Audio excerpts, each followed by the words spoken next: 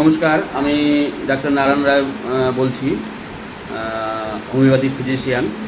এখন একজন পেশেন্টের সাথে কথা বলবো যে দীর্ঘ বছর ধরে এপিলেপসি সমস্যায় ভুগছিল, মানে মৃগী রোগ।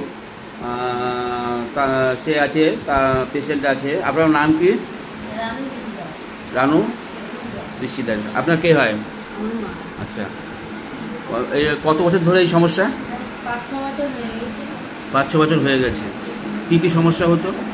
পড়ে যেত, মাথা পড়ে গেলে হাত পা লেগে যেত, চোখ উঠে যেত, গোটা নাল আসতো গাল দিয়ে, কাট হয়ে যেত আর বাথরুম হয়ে যেত। কতক্ষণ থাকতে হলে মজ্ঞান হয়ে গেলে?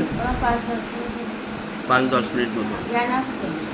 তারপরে আস্তে আস্তে উঠে কিছু বলতে পারতো না, খাওয়ার জন্য মানে তখন খাওয়ার জন্য করতো, শুধু ভাত দেয় আর যা দেয় তখন খাওয়ার জন্য করতো, তার আগে খাওয়ার জন্য করতো। আচ্ছা, মাসে কবার করে হতো? 2-3 বার হয়ে যেত। মাসে 2-3 বার করে হতো।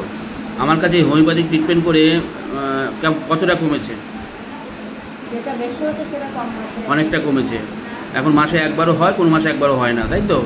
অনেকটা কমেছে। তো মাস 2 ট্রিটমেন্ট হচ্ছে, তাই তো? আমার কাছে তার থেকে অনেকটা ভালো আছেন তো আপনি? আগের থেকে অনেকটা ভালো আছেন। কষ্টটা অনেকটা কমেছে।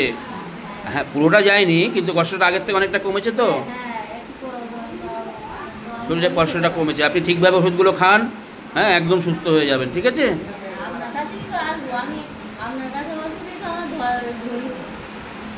ঠিক আছে।